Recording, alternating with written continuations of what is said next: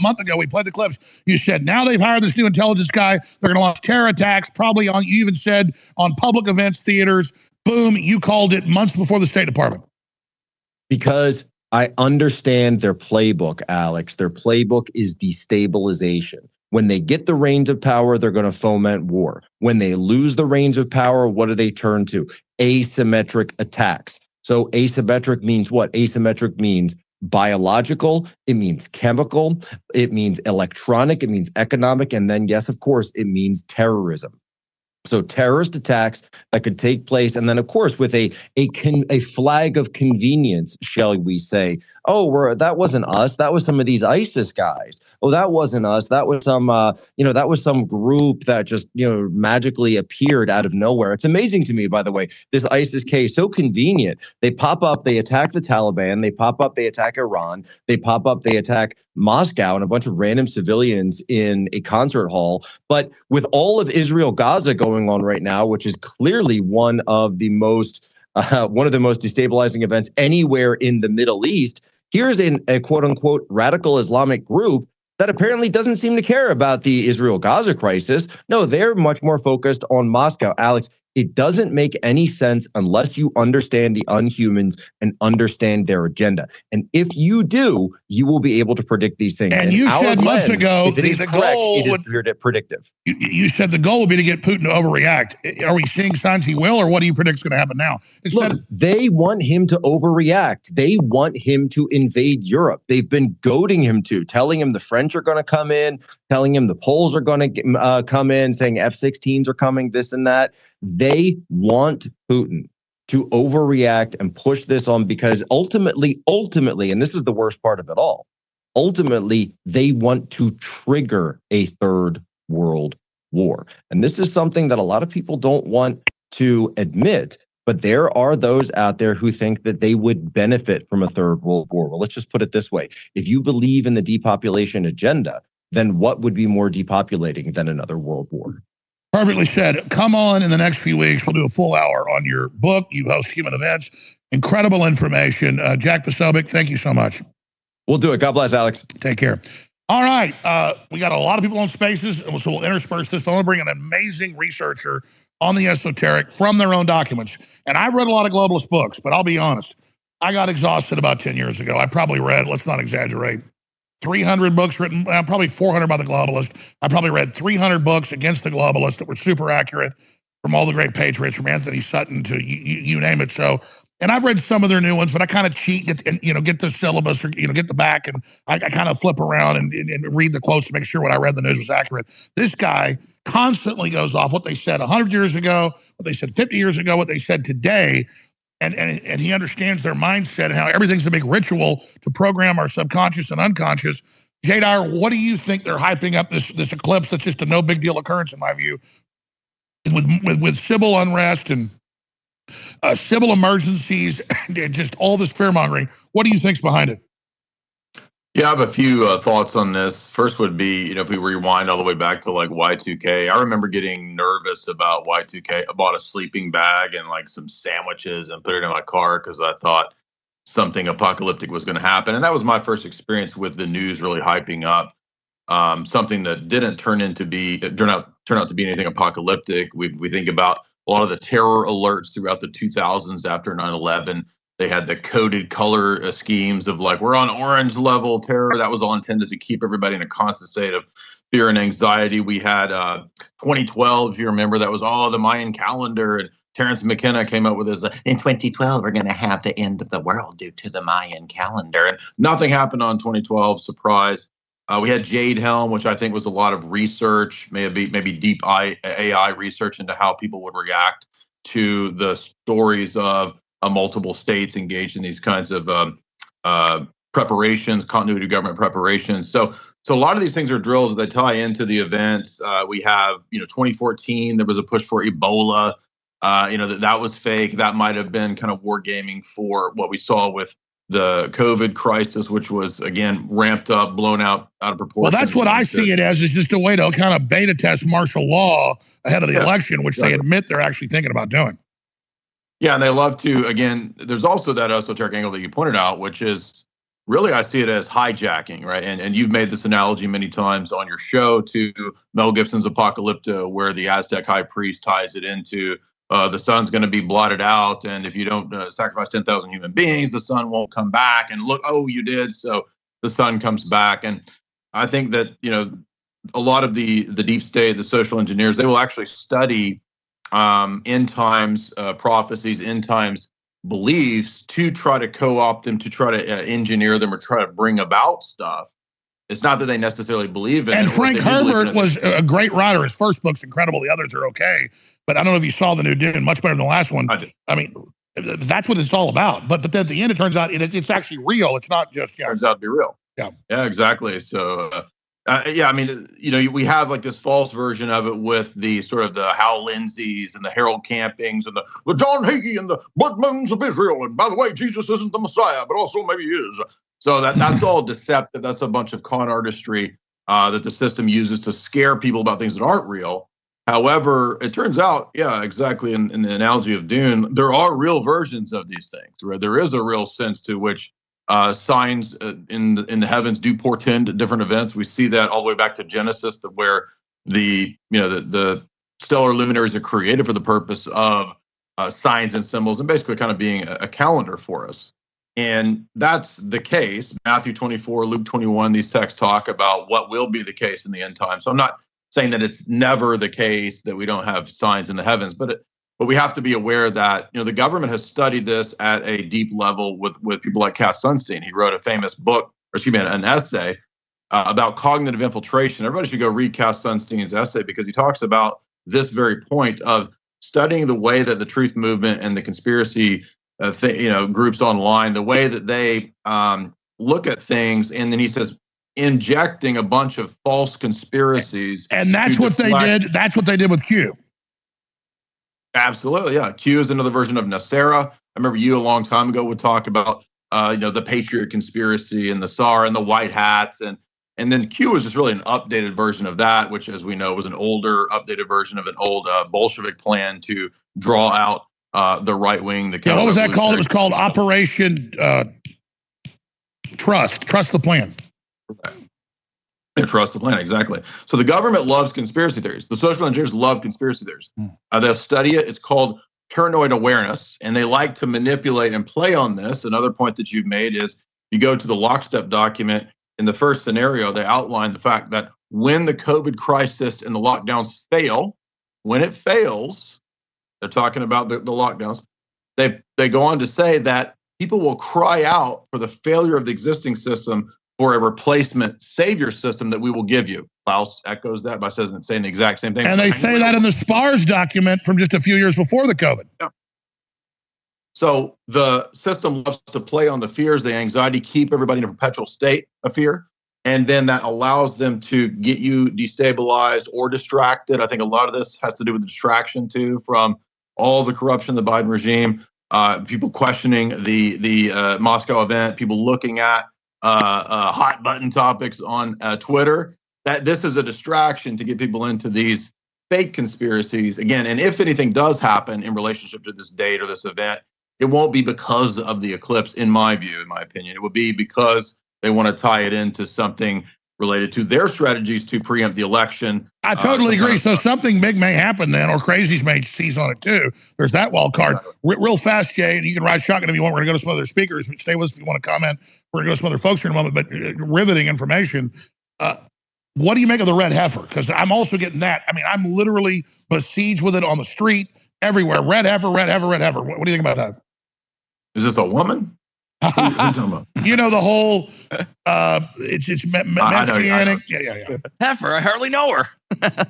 Yeah, right. Yeah, I do think that whenever there is an attempt to rebuild the temple, there will be something like this. In the Orthodox Christian tradition, we do have this idea that there will be an attempt to rebuild the temple. There will be an antichrist at some point in the future. I've been hearing the story of the red heifer back since I was an evangelical. Yeah, but now they're actually sacrificing it tomorrow. I mean, it's going on. Yeah, but I think don't we need a temple though? I mean, I'm not. Well, I think you kill the heifer to purify, to prepare it. Yeah, to prepare it. Yeah. Well, yeah, I mean that could be a signifier. I don't have any hard opinion on that, but if this does go forward, then yeah, I think that if they begin to build a temple, one of the things that most of our tradition talks about is that if you begin to see a third temple, this does signify the possible coming of Antichrist in the near future. So then why would Christians be running around financing it like they're going to make God bring in the Antichrist? And this is just insane. Well, they're deluded. So they're controlled by a lot of these, deep state groups and social engineers and, the kinds of entities that we've been talking about. They're controlled by those people, and they're going to be duped and they're going to fall for some false. Well, there's no doubt the globalists, and correct me if I'm wrong, but I know you're going to agree because it's the truth, but you're an expert on it. The globalists are obsessed with World War III bringing in their final system. Yeah, I mean, this has been, you go back to, what is it, the National Security Memorandum, the 60, the one that has to do with preemptive nuclear strikes, and if we receive them, then we'll... 61. It's like or 51. Yeah, that's it, the Clinton era. It was the Clinton era policy about receiving the nuclear strikes. And so, to me, that looks like the ultimate version of let's blow up the existing system, and then we'll bring in that global technocratic new world order system and a global world war. We know they're eventually going to try to have that. Whether this is it, I don't know. But that directive is the very plan for global war that then allows the system to offer on a global scale a solution to the problems of the nation states. So the idea is that, look, nation states have fallen. They failed. Elections, people choosing these things. This has all failed. You're going to cry out for a solution in a more extreme sense in the way that you cried out for the solution in the COVID crisis. And that's the whole thing, right? We'll give you that solution via the technocratic government that H.G. Wells wrote about 100 years ago. Well, we're not talking much about the eclipse, but it's been interesting. Jay Dyer, if you want to hang on, great. We'll come back to you in a little while. I want to run through a bunch of spaces. Folks have been very gracious. We got anthropologists, we got reporters, we got champion boxers. We got everybody here, Chase. Absolutely. It's been awesome. So Robert Sepper, if you're still with us, I know you've been a speaker for a long time. Go ahead and unmute yourself and say what you have to say. If you're not there, then we'll move on. Give you a second. Great. Thanks. There you go. How you guys doing? I just want to say hello to Alex and acknowledge what a big impact he had in 2016, getting Trump elected. And it's great to have him back on the platform. It's a noticeably better platform with Alex on it. And I just wanted to touch on Jews, if I could. As an anthropologist, this schmooley's kind of going viral. And I wanted to remind people there's different kinds of Jews. There's atheists, there's religious Jews, there's different kinds of religious Jews. There are some sects that have been excommunicated. So it's not, we shouldn't lump them all together. There are some that you can politically align with and some that are, my point is they're not a homogenous, monolithic demographic. But other than that, I just wanted to thank Alex, acknowledge that it's so much better that he's back. And I really think he's the tip of the spear. So thank you, Alex. Well, thank you, sir. Will you give us your view as an anthropologist on human obsession with eclipses, solar and lunar, and why you think this is being hyped? Well, there's an occult or esoteric aspect to religions, a Kabbalistic aspect that predates Judaism and all the Abrahamic faiths. And this goes into basically periods of the year where they do rituals. And there's a lot of truth to that. So the idea is that there's certain energies that are available, and not to get too, X-rated, but there, a lot of the rumors are true. There are sexual things that happen. There are, blood things and what have you. So it's kind of dark, but like I said, I don't want to make any kind of blanket generalizations on any one group. So it's kind of a sect that's within all the other religions. So it's not just within Jews. That's very wise what you said, because the Republicans just put out a big list of what they say is anti-Semitic. And I disagree with most of it. What is anti-Semitic is to say that Jews all secretly work together and agree with each other. That is ridiculous. And to claim any human group does that is a lie. And I'm not here as an apologist for Jews, but the idea that evil inherently comes from Jews is a load of shit. But also then sitting back and saying you can't criticize carpet bombing civilians, that is BS too. Or defending Hamas. People are like, oh, you don't like what Israel's doing, now you like Hamas. No, I don't. So it's like people have to do research. You have to be nuanced here. It's very frustrating. And if they get us in these camps, they can control us. Agreed. And, you know, there's certainly a sect that wants to escalate this whole situation. And most of us, you know, are sympathetic with the Jews that were taken hostage, sympathetic with Hamas and, you know, these pictures of children starving. But there's a sect that wants to have this, like you were touching on earlier with the temple, and wants a global escalation, wants to bring it to Europe and to America. And really, they're trying to use Revelation as a playbook. And they want to bring about, you know, this catastrophe, so they can then usher in the world the way they want it after. You know, when the no, I agree. But what's scary is that then the Shiites, particularly, they have their own version, and they're just as crazy. Yeah, exactly. I wrote a book called 1666, and it's about a sect that converted into Islam, converted into Catholicism, the Donme, and then Jacob Frank. So they've infiltrated every group. So it's really a hidden hand, and, you know, it's counterproductive to just name a group, because they're really infiltrated everything. They're in academia. By the way, I agree. And I would use that as Frank Herbert trying as a decoder with his book, Dune. The later books are not that good because I read them all. But the first one's really good. I already studied history, and I went, wait, these are all metaphors for history. The Bene Gesserit are in every group, every religious group, but they're the cult controlling it. Exactly. So with Jews, since there's such a powerful demographic, it's wise to align with the ones that are, you know, politically on our side, let's say, rather than to vilify or demonize the whole group. And, you know, other than that, I just wanted to, again, thank you. I don't want to hog up too much time here, but you're doing a great job, Alex, and we support you. So thank you so much. Thank you. I can't believe how smart these people, the speakers are. This is just Jack Posobiec, Jade Iron, that every speaker's been amazing. Yeah, it's an amazing, amazing time to be alive. People really get it. Yeah, and they're waking up, and it's scary. And we all have children, or most of us do, and we want a future together. Yeah. That's all. We got unlimited resources, folks. Look at space. We're like babies right now. We're about to do incredible things here. Let's just not kill each other. And it's crazy how once you have kids, you care so much more. Like, you shared a terrible video today of that kid in India being punished by somebody, and it was just getting slammed down. It was a little tough. Brain damaging it. So, yeah, same age as my daughter. And if I would have seen that 10 years ago, I would have thought, wow, that's terrible. But I saw it today, and I almost got sick because I have kids now. You know, that's why it's so important to have kids, because it increases your empathy as you become an adult to a level that is more sustainable. And the reason I said white supremacy is the major threat, I'm not here just defending white people, but white people being told we're the fount of all evil is like saying Jews are the fount of all evil, or the Chinese are, or the Muslims. We all have our own problems, but white people have to stand up for themselves, and Christians do, and so do Jews, and so do Muslims. Everybody has to stand up when you're being lied about and say it's wrong. All right. We have Adrian Dittman on, who is not Elon Musk, but sounds just like him. And I want to meet Adrian Dittman someday. So Adrian Dittman, we know you're very busy. We appreciate you joining us. Tell us about where we find you on X, and give us your take on the solar eclipse and why government's freaking out about it when it seems like a routine thing to me. Hey guys, what's up? Yeah, hey. It's a little bit of a funny thing. Everybody's always freaked out about, if anything odd happens, it's always something that elicits an emotional response.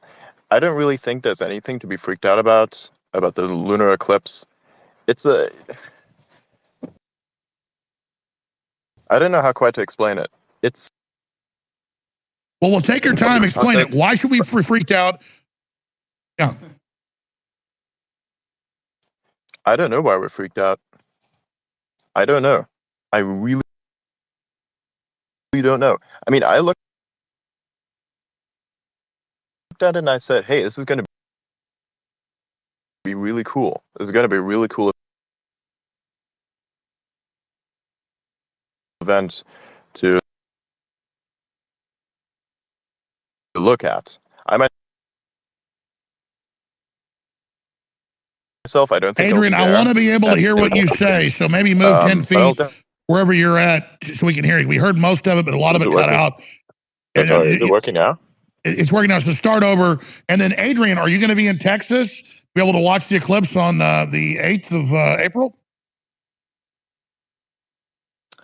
I don't think so. I'll be very busy on those days. I have a lot of things in real life to take care of.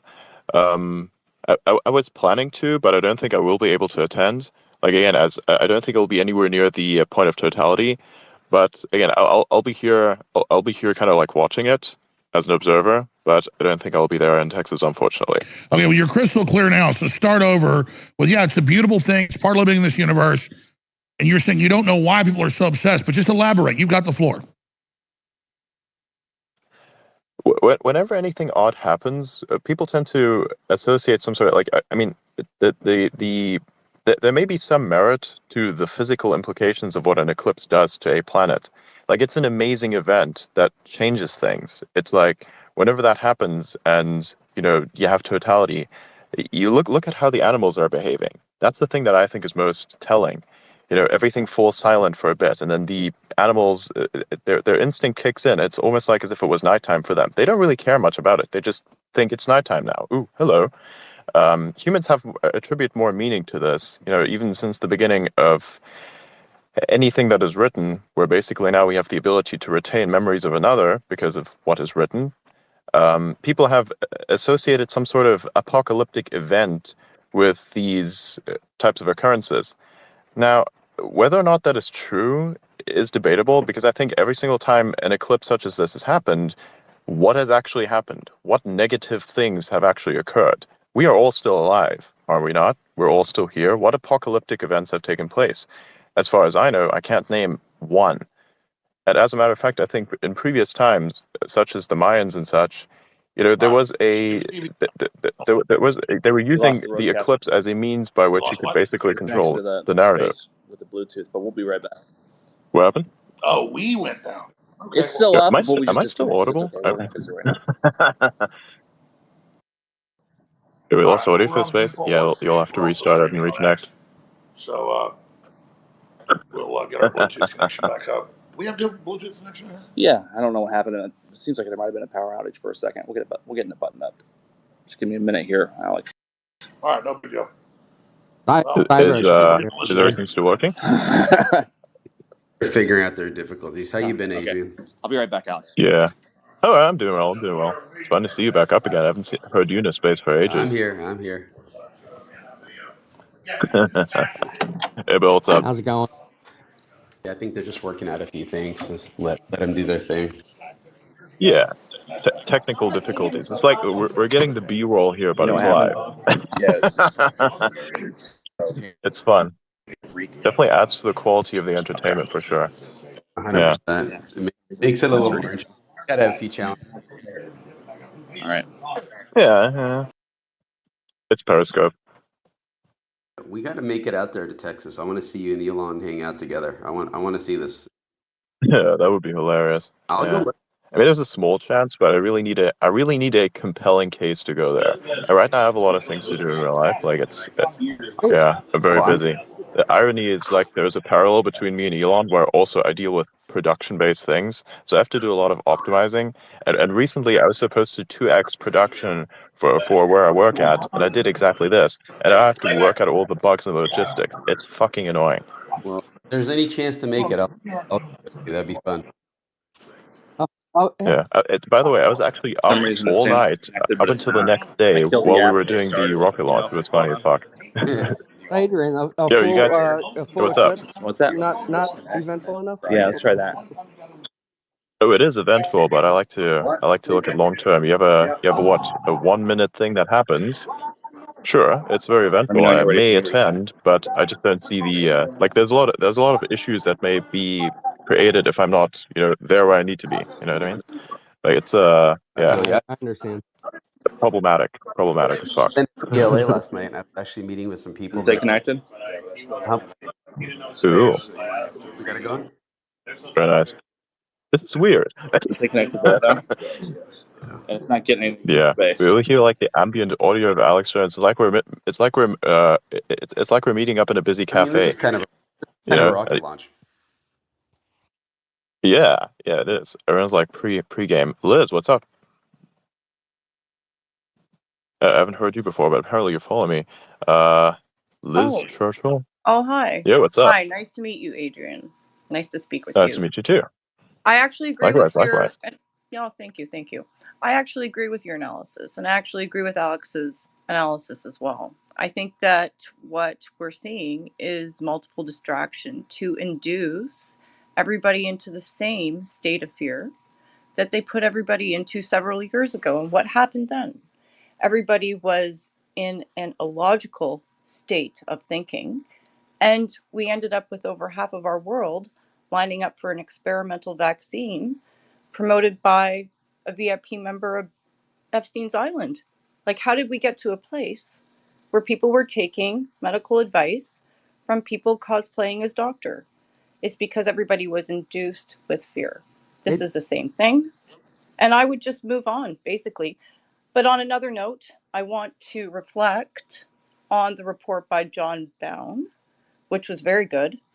And if Alex wants to play that after, I'll post it to my timeline. It has a different analogy in regards to the eclipse. And I do believe that there is a spiritual element. That is the reality of what we're living in right now. And everybody feels it. So it's multifactorial, in my opinion.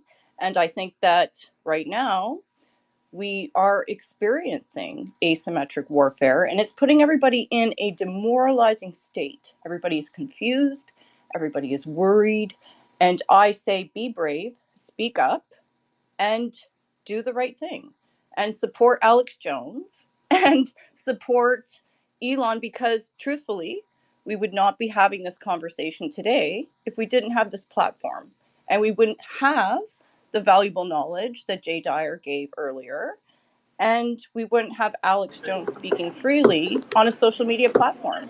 That's it. That's all I'm going to contribute. Thank you so much, guys. Hey, Liz, I like the fact that we have live unfiltered. I like the fact we have live unfiltered experiences here. We don't usually have this on, say, legacy media, right? It's really fucking cool. It is. It really is. I appreciate your input. Thank you. Hey, Liz, to your point of fear, right? They were talking about MK Ultra earlier. Have you looked into the MK Ultra programs? Oh, of course. Great. Yeah. I've been doing. We're on our 10th deep dive every Saturday night. I was hoping to ask Alex Jones to join us, based on what they were talking about today. But we've been doing. In every one of the programs, there's 149 sub programs. And your point of fear, they constantly, whether it's climate change, whether it's nuclear war, that's all it is. Whether it's the solar eclipse, they want us to be in a constant, that's fear. Right. Problem, reaction, solution. Absolutely. That's all it is. It's very simple. So that's why it becomes very complicated because when people fail to read the very blueprints of what they've written, and again, we have to remember, we're dealing with modern day Nazis. The Nazis 100 years ago were very meticulous in their notes. Very, very meticulous. These people are even better. We will colonize. We got Alex. Green worlds. We will go interdimensional. We will unlock the secrets of the universe. God has laid them out like Christmas presents for his children. And I am extremely honored to be in the fulcrum and the heart of the fight to bring our race, the human race, in a race for the future. And we will break the enemy. We will break the pedophiles. We will break the Satanists, because God already sent his own self down here to show us he could do it. God would never ask us to go through an obstacle course. Alex Jones at some point literally went, I'm become meme. It became such a big meme that it's like its own subculture. It's so cool. That was kind of... Well, you got to love X Spaces. We got cut off 6-7 minutes ago, and for some reason we're back on X, but we can still hear Adrian Dittman and all the great conversations happening while we weren't there. So this is a great technology. It's growing really fast. It took Skype 10 years to even work half decent. Since Elon took over X, it just does amazing things now. We're so excited. I'm told Adrian Dittman's still there. I wasn't able to hear, except a little bit on my phone while we were trying to fix things here. For whatever reason, our connection died, but we're back. It's very redundant. Adrian Dittman, I really appreciate you being on with us, and all the other speakers. Adrian, if you'd like to lead some of the spaces and tell us who we should take live, we can do that. Or if you'd like to leave us, it's up to you. No, I'll just hang around, whatever is required. Okay, sounds good. We'll just at this moment, I'm basically just chilling. Yeah. Like where we're having the technical difficulties there, we're just having a bit of a back and forth here. It's real nice. Yeah, I'm just chilling at the moment. So yeah. Well, that's amazing. Alex, sorry to interrupt. Did you hear a word I said, or was that completely offline as well? No. We went offline, but I love the technology to have all these hundreds of people, thousands together on the platform and millions tuning in one way or another. I turned my phone on immediately when we got cut off and could hear it still going. And then we scrambled around and finally got reconnected. So no, I did not hear what you said. Go ahead and recap it if you'd like. Sorry.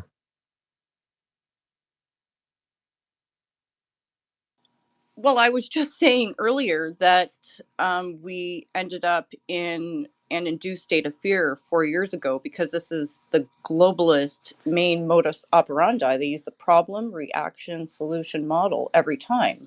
And I'll reiterate to you what I said to the audience earlier. In regards to the induced state of fear that we were all put into 4 years ago, the goal was to make you think illogically, and the result of this was we had more than half of our population line up for an experimental vaccine that was promoted by a man cosplaying as a doctor that was a VIP member of Epstein's Island. No, Liz, I totally agree, and I love everything you do and everything you say, and I love your labradoodle as well. Or is that just a pure? Oh yeah. He's just a He's a good dog. Yeah. No, I totally agree with you, and just thank God for Elon Musk helping us be able to expose it all. Yes, thank you. Yes. And I said to the audience earlier that Jay Dyer is correct. I believe I do agree with your analogy. I agree with Adrian's analogy as well. I think it's not much to really be afraid of. It's the state of fear that they want you in so that they can implement whatever diabolical plans they may have to create a solution, because this has been an ongoing playbook for the last several years. And it works. So will they try and attempt to do this again? I would say likely yes. But do more people see through the bullshit? Yes, they do. So, and it's because of spaces like this, we're able to talk freely. And thank you for Elon, because we wouldn't be having this conversation today. Exactly. Well, Liz, let me go to Adrian Dittman and ask him this. Thank you, guys. Thank you, Liz. Please stay with us if you want. Pop in any time. Sure. For whatever reason, Chase's phone isn't connecting in the studio, so he's in the control room. It's working fine now. We'll have to get a booster in here, or however that works. But Adrian, you're not Elon Musk, obviously we know that, but you've been able to speak about it, done a good job giving your view on it. All I see is two different paths. We have Plan A, that's get rid of the humans, and we're all garbage, and we're going to transhuman all this, or have a pro-human future that's a mix of everything through free will, but we've got to go interplanetary. We've got to go interstellar. We've got to have goals. So instead of building big worthless pyramids that gave us a work project so it did something, we need giant space programs. We need giant undersea programs. We need absolutely to energize humanity, to believe in ourselves, to be pro-human, to build a world that's pro-human, team humanity that I talked about with Elon months ago on air. Can you speak, Adrian Dittman, to your view of team humanity?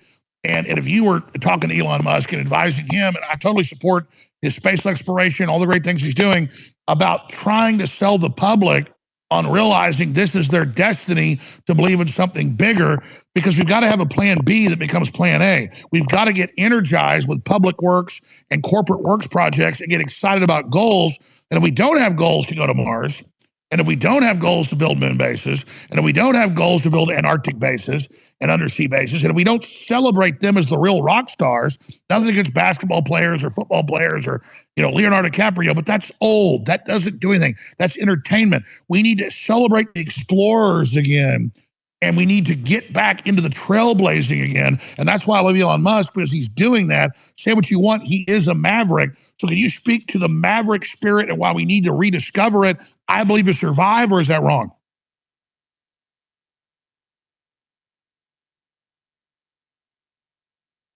And we got the big pregnant pause, probably more technical stuff.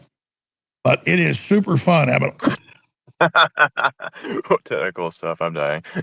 Well, it might have been me. Go ahead. You probably had it on mute, but go ahead. Go ahead. I'm glad you're here. You heard my big question. Please go ahead. Yeah, I mean, to go back on the advising of things, I don't think I can really advise anyone on anything in that regard, but I can definitely offer commentary. Right? I mean, look at me. I'm just a spaceman with a with a big ass account and who happens to sound like Elon. Look at the PFP. There you go. But I mean, just so happens to think like him and everything else. We get it. So give us your view. Yeah, it's ironic. It's irony. No, well, I mean, yeah. if I were to step in, if I were to step in that general direction, the reason why I actually came onto X and actually started to read a lot about, say, space exploration and just science in general is because I got inspired one day, and that happened when I watched the first Raptor engine test on YouTube. I looked at that and I thought to myself, that looks really damn cool. How does that work? You got to have something that inspires people.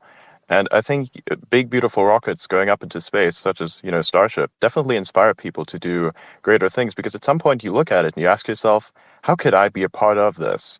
What can I do to help in building something like this? Well, what could I possibly do? And then people ask themselves, how does it work? And then merely the understanding of how it works could sometimes be enough, because if you then talk about that understanding on some place like X, for instance, you will help other people understand the same things that you do, and perhaps even have a connection to the whole thing as well. Like, I mean, a lot of people actually don't know about Starship. A lot of people don't know about what SpaceX is doing. They may not even know that there are thousands of satellites that are cruising above our heads right now, where essentially the mission is to take the internet, which is currently under the ocean, essentially, and bring it up into space. I mean, it's so cool that our internet will at some point be accessible on any part of the planet, and it works via friggin' space lasers. That is so cool. Like, come on, that is amazing. That alone, most people don't get this because nobody really talks about it. You turn on your TV and you find, well, what are we talking about? We're talking about some sort of issue somewhere. Personally, I haven't turned on the TV in about 10 years, and I could never be happier. Now just look onto X or something like this, and if you want to get your touch of legacy media news, then that you still follow those websites. I'm still subscribed to quite a few of the established newspapers because I want to understand all parts of the information economy, as I think we are largely heading towards that, and we are unfortunately forgetting about the production elements of an economy. We are primarily focusing on information here, and I think this is in a sense maybe even needed, because in the future I think humans will be dealing a lot more with information than they are to deal with physical things, because we're trying to basically optimize humans out of certain work processes, such as in factories we're using robots. This is a good thing. Sure, there will be lots of jobs lost, but I feel like if we are switching to an economy where virtually anyone can participate, which is the information economy, then there will be a job found for these people as well. Now, this is just wild speculation, but as it pertains to going to certain places and inspiring people, seeing something big and almost impossible be achieved through someone like Elon, that is amazing. That does inspire people. And I think this is the same reason why we used to build really big, cool buildings. It's because we wanted to inspire people to build better things. You look at those big cathedrals in Europe, for instance. You walk inside of one of those cathedrals. Many people haven't done this, by the way. Just look around you and ask yourself how and why. It is amazing. It's a beautiful thing to look at. It inspires you to build something. For some reason, it's almost like classical music. It's the same thing. You listen to it, it does something to you. And I think that's what we're looking at with a lot of the developments in tech. With AI, I think it inspires you to try and do something creative. How valuable is your idea, truly? How realistic is it? Well, you can talk to an AI. Now you can build virtually anything. You can build an app, or you could design an image. I mean, sure, there's a lot of controversy around this, and this will be worked on in the future as well, because the content that makes up the data for the AI has been scraped in, well, with questionable, it's a questionable source. But regardless of that, it's still very nice it's very liberating, because it allows people to kind of express their creative ability through something like this. Adrian, I totally agree, but I look at the statistics, I don't have it in front of me, but why is Elon, you're not Elon, we know that, but you study it, in your perspective, why is Elon putting, for every new satellite put up, he's putting up, 9 out of 10 or the number similar to that. Why is SpaceX so successful when NASA and even all these other private companies trying to do what Elon has done can't even all together do what he's doing? Why was Elon able to do that? He has a bit of a different approach, by the way, that he tends to operate. It's like a perpetual startup type of thing, where the rate of innovation is constantly increasing. It never flatlines. It should never flatline. Once that happens, you've lost. You're basically trying to remove a lot of problems. He's removing a lot of things. He's removing so much that you then need to begin adding things once more. Even when it comes to, I mean, if you want a bit of a better summary, you should probably watch an interview of someone who has worked with them. There's one interview that's recently been put out with Andrej Karpathy. You can search it here on X and you'll actually find it. And I highly recommend watching it. He gives a very succinct description of how he thinks that Elon functions. And it's a very accurate description by what I would say how Elon functions. So NASA engineering, I'm not entirely sure what exactly is going on there sometimes. For quite a long time, up until SpaceX had come around, we actually had a point where we were hitchhiking on Russian rockets. That is crazy. Now we have all American-made rockets going to space constantly at a price that is cheaper. That is absolutely amazing. But the road to getting there was one that was exceedingly unconventional, because oftentimes it is a very difficult thing to take the road least traveled, because you have this existing, look at anything that's been done before. If you continue on to this path and then you realize there is stagnation for innovation, then what are you going to do next? You actually have to begin with something new. And he practically began with something new based on something that already existed to a certain extent. Something that's revolutionary with how to design a rocket to be able to take it back from space so you don't waste so much material, so it doesn't waste as much money. Alone, the ability to do this affords you a very deep understanding of how that technology works, and that's how you can then improve. And if you look at how they work and how they improve, it's like every week there's a new idea. It's amazing, and it gets applied so quickly. They don't waste time with discussing the idea. They kind of focus on how to actually apply it and whether or not it would work. Exponential. Yeah. It's exponential. It's insane. It's absolutely insane. I mean, look at it. Right now, the fourth Starship is being tested right now as we speak. It's being prepared for IFT4, integrated test flight 4. It's happening. Incredible. It's unbelievable. It's very fast. It's actually getting faster and faster. Mr. Dittman, if I could just bring this up, I'm not a rocket scientist like other people, but I'm fascinated by it. Saturn rocket developed by Wernher von Braun, deployed in the 60s and 70s. Then they said 10 years ago, we've lost it, or 20 years ago, we've got to use Russian heavy lifters. Then Elon comes in a few years, innovates and brings in heavy lifters way bigger than the Russians overnight. So why would NASA say we've lost the plans? People don't believe this. Look it up. We've lost the plans to Saturn rockets. We can't do it. That sounds like sabotage to me. Yeah, it's either that or using very old systems. I mean, it does happen that information gets lost. It is just very weird that information so critical gets lost.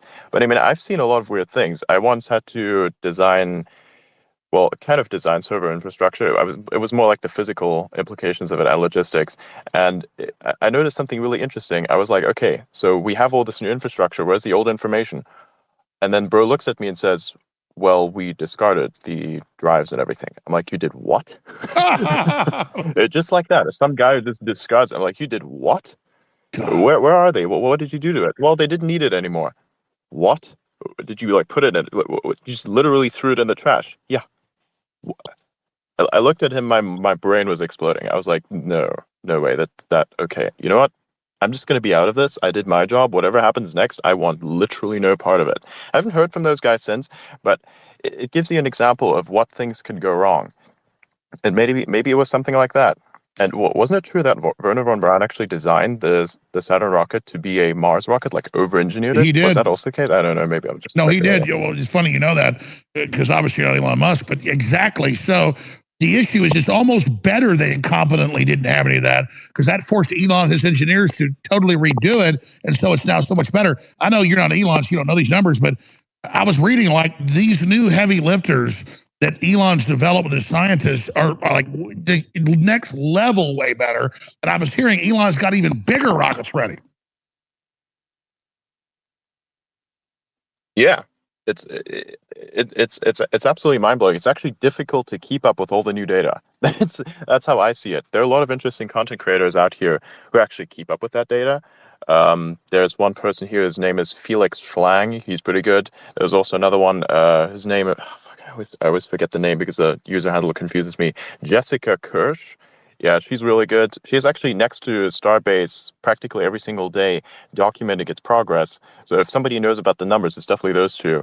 There's also another person on here that would actually understand more about rockets. Would be Dr. Scott Walter. Yeah, he's pretty cool. Well, imagine though humans trying to build a major lunar base and then a major Mars base.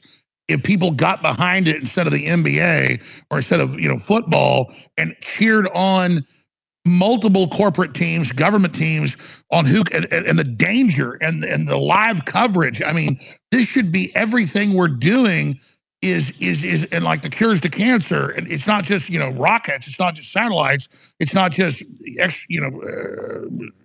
moving things around the universe, but just everything. We should totally be behind this instead of dumbing people down, having them obsess on race, gender, all this stuff. I wonder why. I don't think it's debatable. Disagree if you want, but I don't think it's debatable that the establishment's trying to sabotage innovation. What leadership that's so elite would sabotage innovation if they already sit on top of it? I don't understand that. I don't understand any of that either, and I tend to not really focus on that as much. I mean, there's when it comes to what I do within what I like to call the information economy, which is like X and everywhere else, is I like to focus on the tech and the people behind said tech more than I like to focus on the politics. I like the fact that there are people out there who do focus on politics because that's their sector of the information economy that they tend to address, like what you're doing, for instance, what everyone else is doing. But I tend to stay out of that as much as possible, even though sometimes I have hosted, say, spaces in the past where I actually bring on people who are very political, such as, the Krasensteins. They're more left-leaning, which is actually quite interesting because I look at the economy and I say, what is in low supply? Well, if you have 100 spaces out there, each one of them are mainly populated by, say, people who are more right-leaning, there should be at least a space where people are more left-leaning. And so I had a space with people who are mostly left-leaning. So I tend not to really focus on that as much. I like to focus on the balanced aspects. And no, I totally agree. That's genius. What's standing in their way? Just build it, they will come. Ignore all the politics, build the innovation, and you already won. But then I look at Elon, who's really smart, and I admire him. What an innovator, what a maverick. And then I think, why would he try to hire Don Lemon when we know Don Lemon cannot even change his ways? Unbiased experience. Well, here's the thing. The way I like to look at that specific occurrence was, here's a guy out of a job. This is Lemon now. It's a guy out of a job. It's a person who is, I think, a little bit more left-leaning in this sense, right? You'd want someone like that on your platform if he wasn't this extreme. It's like what he did in that interview was just very questionable, but I mean, what do I know? The thing is, when you look at someone like, you have the Tucker Carlson network, you need something that is an antithesis to that. You need this. There has to be this. So that goes back to the balance. You can't just have Tucker Carlson. Sorry to interrupt. Someone like a Don Lemon. No, you're right. That's the balance you're talking about. So you think Elon was trying to create balance? Yes. Well, you can't just have this place be an echo chamber. You actually have to have people of an opposing opinion. Because if the opinion itself is not challenged, then what kind of merit does it actually have? That's what I like to see out of this. It's like whenever I see what he's pushing for, it's more like trying to push for actual discussion so people who are knowledgeable can chip in and then actually provide balance, because that's how you find the least wrong truth. That's how science works. You throw it out there. You test the metal of the idea. You test the metal of your data. You test what it actually is. But you have to expose it to harsh environments in order for you to actually know what's going on. That's why you need diversity on this kind of platform, because the accusation still stands, but even though it has very little merit, the accusation still stands, where it is that this place has turned into a right-leaning echo chamber. And that is completely untrue. I've seen both sides. Sure, they're very vocal, but at the same time, if you look in the right places, you'll definitely find it, and you'll have almost an endless supply of left-leaning content. If you want this, you can follow some of the people who are creating such content. If that's what you want, it is here. But you actually need a few more vocal people on this platform who would actually say promote. Oh, I totally agree. We've got to have a debate. Some of it is ridiculous, but it's exactly good. Because you're right. The two groups aren't interfaces. They don't know the other exists. Tucker went from being big to a superstar on Fox by debates. I had a debate yesterday. We reached 50 million people. You're right. I told my producers, I go, get me debates. I don't want to sit here and have an echo chamber. You're absolutely right. So Elon was right to do that. The problem is that the left is so insular and so cultic in the fact that everyone must agree with them that they don't want the debate. So the problem is, I wonder who Elon is going to try to bring on X and boost. I mean, maybe a Cuomo. I mean, I don't know what leftist could Elon bring on and boost to then debate, a Alex Jones or a Joe Rogan or anybody. I think that's Elon's problem, is that the left wants to control the environment so much they don't get the power of energizing a debate. It's definitely not going to be Don. Thing. It's not going to be Don Lemon. No. He's like a. We made a joke on Spaces. We're saying, hey, we actually need to create a concert so we can raise some funds for this guy. We called Lemonade. Anyways, there are some people here on this platform already who I think have the capacity to stand up in a debate, like what I mentioned with the Krasensteins. Like if they were able to, say, engage more in live audio or just live in general, I think that would be really good because the voices are here. It just takes a little bit of courage to get started. I don't know if that's it's a monetary incentive that's keeping it behind. I really don't get it. This is something that I personally don't quite understand. I can't really get my head around this one because the people are here. All you need to do is just speak up. And I think anyone can do the same thing. I mean, a year ago, nobody knew of my existence. And then one day, I decided to come onto Spaces and speak about the things that I've always wanted to speak on. What about AI? What about AI safety is something that I think has been often, like AI safety as a concept has been butchered so much that even it itself is sabotaging itself. It's annoying. When in reality, AI safety as a concept in practice could be something really cool and really productive. It's been used to basically kill technology, which I don't understand the purpose of. You're basically paper clipping yourself. AI safety is critical, of course it is, but it just needs to be practiced in such a way that it actually kind of falls back to what it is meant for, and that is to, when you build a technology, ensure that it is safe. That is what AI safety was supposed to be for. And that's why I still like it in this regard, because I will always consider AI safety in the context of this tech because that is needed in this context. But regardless of, right, anyone can do this. Anyone can pick up a microphone, go onto a space. And if your personality, if the content of your character and the nature of your ideas is mimetic enough, then you will make it to the top. You will make it to, say, the Alex Jones space. I mean, I actually like the fact that you came back, that you were brought back, and then you have a space here, because even if there are, opposing opinions to something like what you're doing, I hope that they would come on and actually speak, because there may be merit, there may also not be merit, but we'd never know if people were not to come up and actually No, I totally agree. I would love the leftists. I would love the leftists to build straw men of what I supposedly did versus who I am would come on. But I know you're busy, so just a few final questions. I appreciate your time. Look at dinosaur media. Look at CNN, ABC, MSNBC. They have like their top shows 1 million viewers. I've been relegated and attacked and demonized. I had 5 million viewers before Elon brought me back. Now it's 20 million a day. Conservatively on X. I mean, we are just dominating thanks to having that free space because people are resonating with the truth. And they still, though, it's almost like an intercom system inside the sinking ship. So the rats didn't leave the sinking ship of the establishment because they're in the ship sinking, but they still got an intercom system telling themselves they've won. They have their regular shows have 100,000 views. Their top shows have 1 million views. Elon goes on a space with me 3 months ago. It gets 50 million views, literally. I mean, they still, though, are like dressing up and pretending like a little girl pretending they're a princess when they're not, and they don't know they're already dead. They don't know they're still funded by big, powerful billionaires, but they're a joke. And then Elon Musk understands that and has moved on from them. When do they figure out, or disagree with that, Adrian Dittman, when do they figure out they're already in the Jurassic Park? When do they figure out they're already back in time? Because everything's compressed now. So things happen quicker. They're literally millions of years ago behind everybody now. I'm worried that I won't be ahead of things. They're moving so quick. These people don't even know they're behind and think it's cool because they act like they're still in charge, having no idea that time is sped up.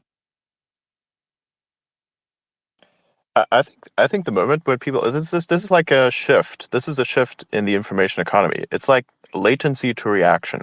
And so the latency to reaction with something like legacy media is very, very low. It's very low. What we talk about here on one day will be talked about the next. It's literally, legacy media is literally yesterday's news. And I mean, sometimes that's not actually a bad thing, because if you actually put a lot of analysis into something, it takes about 1 or 2 days to actually respond on average. So this is actually like when you talk about latency, if analysis was actually done, then it may take some time to accurately put out the info, as opposed to just putting out chunks of information as they come in, and they create kind of like an information stream that confuses everyone, because now you have conflicting elements of data, because with each passing iteration, it actually becomes more accurate. So I understand that that's what's supposed to be happening. I'm not really seeing this, because a lot of the time they actually try to respond really quickly to breaking news events, but in and of itself, it tends to fail quite often, which is unfortunate, really. Like, even when there was this case where one account here started some drama about me like being somehow Elon's alt, which I'm obviously not. Because, I mean, here's the thing. Elon is a person who has enough problems and controversy on his hand as it is, which is why I don't think he has like as much time to come on here. He's a busy dude. He's a very busy dude. The fact that anyone believes that I'm Elon's alt is honestly mind-blowing. I mean, I understand. I really get it. But, dude, I'm on here like 8 hours a day. How the fuck am I doing this? Oh, sorry, excuse the language. No, it's okay. We're not on regular radio. It's fine. Yeah, I wonder how Elon figured that out. You'll have to like warn me ahead of time. I wonder if this is Elon's AI. That's an interesting speculation. Yeah, it's definitely not. I'm very biological. I can assure you of that. I mean, there's not really much proof that I can give that I'm not an AI, but at the same time, like, what? Well, let me ask you this in closing, or you can say as long as you want. But Adrian Dittman, the establishment's got to know they're dead. They've got to know that they've been passed over. They've got big money from old billionaires still funding them. They're going to figure that out pretty quick. Disagree if you want to, but I see it as over. And I just want to stop World War III and not have the establishment who's already lost try to claw everybody back with them. I'm willing to give them a deal and have them leave us alone and just move out of the way, and they can still own stuff. They just don't run stuff. I just see disaster when an old establishment goes down and doesn't know how stuff works, because I'm pretty smart. I spent all day trying to figure stuff out, and I know how little I know. And then I talk to globalists that have had meetings with us things. They don't know anything. To me, they have to admit their time has come. Do you have a comment on that? Yeah, I mean, if you stick to one thing religiously over time, one day you will realize that the world has literally evolved past you. And whether or not this is true for any kind of establishment, I think it's still up for debate. But I really hope that we can live in a world where, regardless of what our goals are, we can coexist. I really don't care what anyone does, necessarily. I care about what I do. I care about what people around me do. As long as we can coexist, I think everything's okay. It's like the free market. You know, there's stuff that happens within a free market that is not okay, but it is up to us not to interact with it. You know, like, say, for instance, there's a scammer on here that is not my responsibility to interact with. That's the responsibility of someone, say, like the SEC. I don't fuck with the SEC. The SEC can do whatever they want, right? They exist for a purpose, and this is what they do, right? Everything has a purpose in this huge, weird, cooperative instance of reality, which is our planet and the connection between us all. And in a world where we are getting more connected than ever before, I think we really need to accept that there needs to be some kind of coexistence. Like, not all ideas are good. And the reason why we say not all ideas are good is because within our own context, within the perspective that we hold for ourselves, we may say that some ideas are not good. But what if you're on the other side? You know, we have to also consider this as well. For instance, I don't have any problems with people who are left-leaning. They can tell me all that they want. I have my own opinions, and I have opinions that are so different from everyone else. I'm basically neither side or. I'm not just a layer above. I don't care where I am at, because I'm literally nowhere at the same time. This is how I like to be. I like to be this kind of observer, like a traveler who's just kind of, passing by, helping out, seeing what's happening, perhaps offering 2 cents of what I've seen, but in and of itself, I act upon absolutely nothing and seek to enforce none. So this is kind of a mentality I think a lot of people should take on, because it is a mentality that's entirely driven by the idea that we can coexist. Because in nature, we do this. In nature, there will always be conflict as well. So this coexistence will always be under threat of imbalance, because that's how pendulums work. They swing either side. The point is to try and make sure that the swing of the pendulum is minimized, and that the damage caused by any one swing is not so damning that it decelerates civilization's ability to not only exist but just improve overall. I totally agree, Adrian Dittman. It's not good that we're beating each other up. You've been very gracious with your time, and I know you're not Elon Musk, but man, you sound just like him. So smart. So you're just a brother from another mother. Brother from another mother. I get it. So let me ask you this: if humanity, because I understand we're collective, I would say,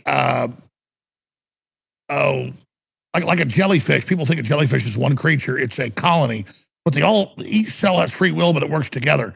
So I'm not a communist that believes a central thing gives an order, but a design gives an order. And I want to give myself to a design that does incredible things for everybody and expands us throughout the universe. So what do you think, if you were talking to Elon, would you tell him, if you agree with that view or agree with that riff, at least talk about it, sponsor it for a moment? How do we keep our individuality and then empower at the same time something that expands all of humanity? So if we fully got behind the innovation of expanding us as a spacefaring people and life extension, and you could choose to be augmented or choose to be a cyborg or choose to be, cloned or whatever, but at least it's all open. It's like a selection, then it's free will. We could do everything. So how would you sell Elon Musk and then have him sell the world on a pro-human future instead of, they admit, a month ago, human population started going down as Elon predicted 10 years ago. Life expectancy going down, cancer, 10,000% increase. I mean, we are fucked. And so this virus, this feudalism that they've injected to try to control growth because they're scared of competition, is a virus that their bunkers won't protect them from. How do we sell the establishment, sell the public, sell everybody on this giant expansion project, or what I call Plan B, Team Humanity? I know that's a lot, but can you unpack that? What would you say to Elon Musk to try to get him to be a leader, which he already is, to try to lead this operation out of this? I mean, he's already doing everything that he can do. There's nothing else that I think he could do additionally to what he's already doing. He's just one guy. I think, as opposed to trying to put all the pressure on one guy even more than it already is, why don't we just look at ourselves and see what we can do? No, I agree. So you're saying it's up to us. What should you hold within the economy? So it's up to us. It's up to us. It's literally up to us. It's always up to us. It's up to us to make the simulation better. And whatever you do to achieve that, it is literally up to you. And whatever idea you generate under which you can rally people is literally up to you and everyone else who accepts it. So I do my part, which is do what I do. I refine information. I keep things entertaining. I don't know what I do. I just basically do stuff. And I think it's cool and people seem to like it. And I think, and I put out weird stuff on X, and I talk about whatever is happening, what I seem to think about, what I seem to see as a traveler. That's it. That is literally it. Somebody else can do something much better than this. Somebody else could be an analyst who analyzes the stock market and puts out daily information, says, here's what's happening over here, and here's why I think this is happening. But the real problem is optimism. We're living in a world where we are seeing things through a pessimistic lens, and pessimism is like a self-fulfilling prophecy. So is also optimism. It's a mind virus. So if we think that we can actually achieve a better future. Yeah, it's a mind virus. Actually, everything is. I think all ideas are actually a mind virus. The difference between whether or not an idea is good or not it depends upon the mind virus being either parasitic or symbiotic. Because a mind virus that is good, an idea that is good, can actually help you achieve better things. And much like, say, the bacteria that are in your biome right now, you have a small little microgut biome. You actually are made of a lot of bacteria that are helping you exist. That's a symbiotic relationship. Those are bacteria. Normally we think bacteria are really bad, terrible things. Oh, they're good. But in this case, they're actually existing with us in a cooperative instance that is, you, right? And so we have this within us. It's a symbiosis. And if you can create an idea that is symbiotic in nature, then you can achieve great things. But if you create something that's parasitic, let's say, for instance, pessimism, it will control every aspect of your mood to think negatively, and as such, you will act negatively. I mean, the willingness for people to beat each other up is a bridge in the mind that is only ever crossed if you are already overloaded with negativity. Normally, humans have a very strong sense of being and normally have morals that are very cemented within them. To actually go out there and viscerally hate someone to the point that you beat them up means that over time you've been overloaded with so much negativity that it needs to come out. And I think we're seeing an increased trend of exactly that. And I think instead of just, going through social media and listening to these weird influencers that say, here's 10 things you can do to change your life, I'll give you one thing that will change your life. Put the phone down for at least one day, or just take time out of your day to read something, read a book. And with that book, I mean read historical books. Start with something that's very entertaining, like, say, The Mutiny of the Bounty. I think that's a really good thing to start with. Amazing book. Or read Gatsad's book. Read anything at all. Anything that is clean of whatever is happening today. Anything that really separates you from the current reality, because that's literally what you're on the internet for. You are here to disconnect Adrian from reality. Dittman, that is so heavy. You're right. Go back to classical literature. There's a 3-part series, actually, Mutiny of the Bounty, and they go The Island, all that. Exactly. Reboot on something that was pre this, and then it gives you a lens to what's happening now. Exactly. And I mean, here's the thing, that's up to all of us. It's up to everyone.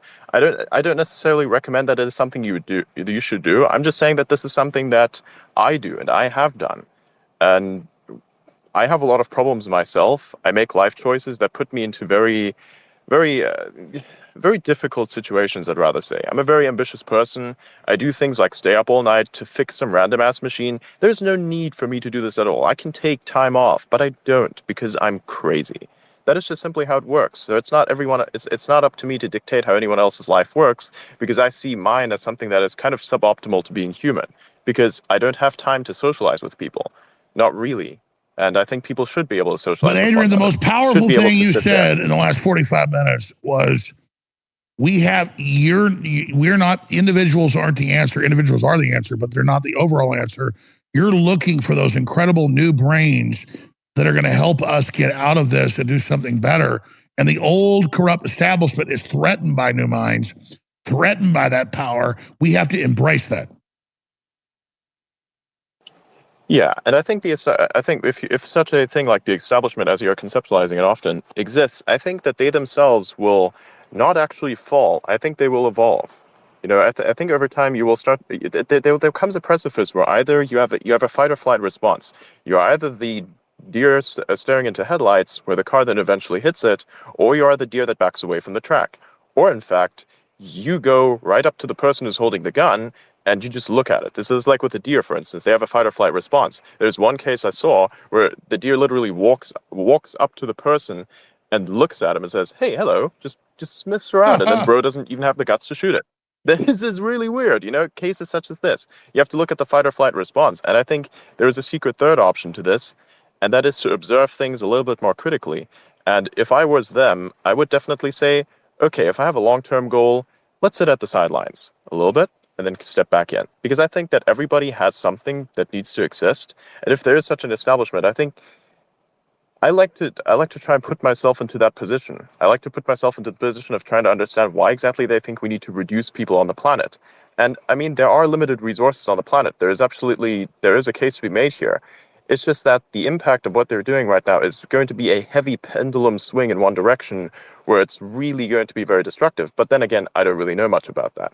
So there is definitely merit to what they're saying. It's just I think the solution may be not the right solution. No, I agree. But cutting off resources to depopulate will cause wars, bunkers aren't going to protect the establishment. They've got to innovate out of this. It's going to cause more depopulation.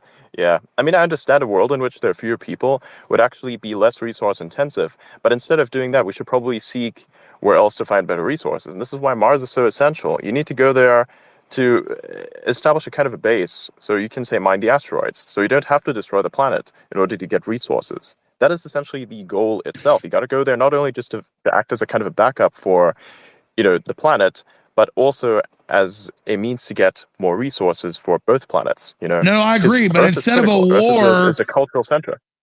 Instead of a war killing each other or a war to cut off carbon, celebrate carbon, invade space, and have it be violent. I don't mean violent killing people. I mean helter-skelter, everybody's heroes. Anybody that signs up for the Space Force, whether it's corporate or private, we just go full. That's what people need as a goal, just full push into the heavens. That's what we're meant to do. We're programmed to do it. That is so exciting. In closing comments, Adrian Dittman, really smart person on X. Well, thank you so much. Closing comments. Closing comments? Honestly, just try to have as much fun as possible. I don't know what's going to happen in the future. I don't think we're living in a time where in the past, we used to be able to predict what will be needed in 10 to 20 years. We don't live in that world anymore. So I think the best thing that we can do right now is to try and look for structure and to be entertaining, to find people worth fighting for, to find also something worth dying for. This is something that I think a lot of people have discarded. You know, the idea of purpose, however small, it's good. And I think as we are gradually moving towards something that's more information-based, because it's becoming increasingly nonsensical to go to certain places physically, we need to think about how we can better connect, how we can better coexist. That's the only thing. I don't care who you are. I don't care what you do. And imagine, for instance, a scenario where you have scientists go to Mars. I hope that there is at least a division between those scientists in a sense where, let's say there's one that is more right-leaning, one that is more left-leaning, that they sit on opposite sides of the table and play a game of chess. Not because they would wish to defeat one another, but because they would wish to understand one another, because a difference in perspective is unimaginably critical.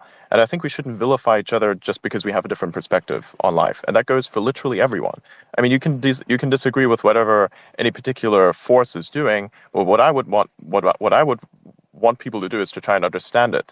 Because what if perhaps you could reason with the force? What if you could reason with it and say, hey, could we do this a little differently?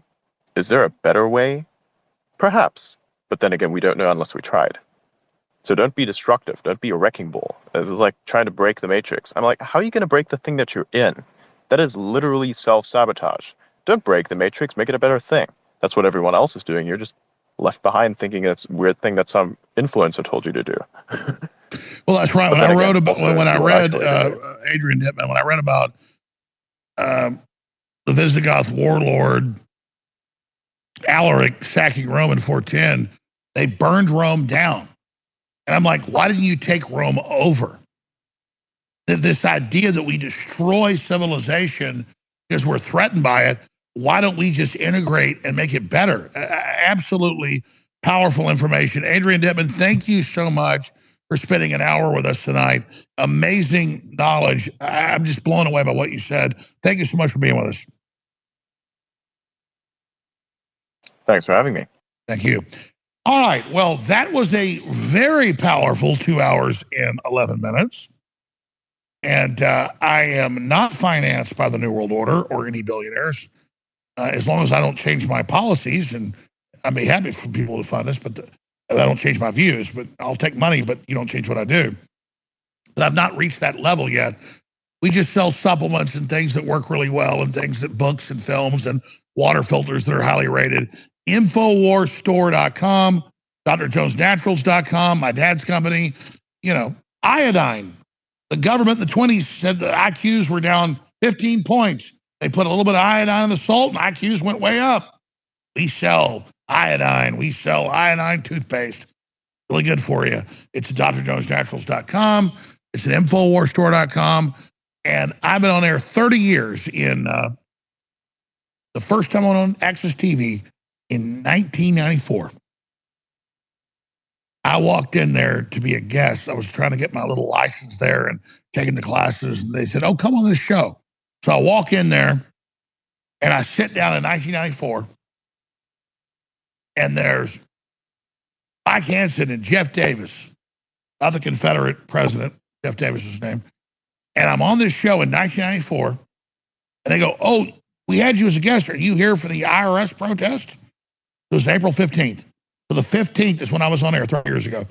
I went, I know, I'm here to just talk about, I want to do a talk show that's pro-gun, pro-family. And they're like, well, yeah, we called you. We heard you're a producer here. Come on the show. So I'm sitting there on this show for 2 hours. And back then, Access TV was huge in Austin. It was on the basic cable. Everybody was watching it. Super entertaining. And I was here talking about it. But that's where we are now, ladies and gentlemen. We have so much potential. And I don't say this to brag. It's not about me. But Dale Gribble of King of the Hill, the most successful TV show in history, made like $5 million. I'm friends with Mike Judge, not name dropping, it's just true, to show the power of a little guy. 1994, 95. He just finished Beavis and Butthead. He lives in Austin. He works with Richard Linklater at his offices in East Austin. There's an interview with him saying all this. By the way, I'm not just saying this. It's not about bragging. Imagine I'm an Access TV host 30 years ago. I'm 20 years old. I'm 50 now. I'm 20 years old. And I'm doing a show about the Federal Reserve and the New World Order and the income tax. And then I meet Mike Judge years later, become friends with him decades later, hung out a lot, everything. And the point is, he says in an interview, after I've known him for years, as you know, you were the main source of Adele Gribble. He goes, here's the VHS tape of your show. Puts it in the VHS. I'm watching me in 1994. He goes, I was just thinking of a new show about Texas and about common people. And think about that. I thought I was nobody. That shows how much power you've got. What you believe, what you do has a great effect. So the conspiracy theorist, Dale Gribble, from King of the Hill in 1996 or whatever it is, was based on me. And isn't that I'm so big, it's that you're so big. And that shows when you throw the rock in the pond, the incredible ripples that happens. You think I thought in 1994 that Mike Judge, the creator of Beavis and Butthead, I didn't even know who Beavis and Butthead creator was. I like Beavis and Butthead. But I tell that story because the ripples we've had have been 1,000 times bigger now. And I'm not the cat's meow man. I'm not the best person around. I don't claim I'm the big swinging dick, but I've changed the world. And so I want you to know that you could change the world. That's what I'm trying to do. And you heard Adrian Dittman, who's the spitting image of Elon Musk, say, I'm waiting for you. I'm waiting for the people. I'm waiting for you to get involved in freedom. That's so true. So thank you to the crew. I'm about to take off a week to visit family and take care of business and a bunch of other stuff, but we'll air this on the show next week. It's live right now on Infowars.com/show and video, X Jones. But I got to say, man, people think evil's powerful. Freedom is powerful. I have been involved for 30 years in this fight, and all I've seen is magic doors opened over and over again for freedom. Humans are powerful. You're amazing. You've got a destiny. And that's why I told you the Dale Gribble story. What does it matter? Okay, I'm the impetus for one of the main characters on a show. And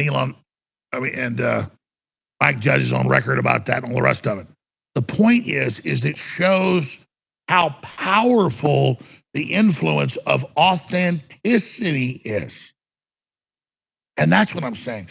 And then when people come along that are pro-human, you can't then reject them and say, oh, there's no good people. I don't believe this. This can't be real. I can tell you. I don't know about Donald Trump or Elon Musk. They're their own people. I think they're good, but I don't know. But I can tell you, man, I believe in humanity. I believe in you because I believe in me. I came from you. I'm not like an island amongst myself. I look out and say, you're a bunch of trash. No, I believe in you. I bet on you. I've been betting a long time on you, you badasses, and you're black, and you're white, and you're brown, and you're old, and you're gay, you're straight. All that, it doesn't matter. Do you understand what's going down? That's what's important. You got a choice to make. All right, that's it for this live transmission. 11 a.m. Central tomorrow. I'll do my show. 8 a.m. Harrison Smith. 3 p.m. Owen Schroyer. We're going to rerun this until tomorrow. God bless and good luck.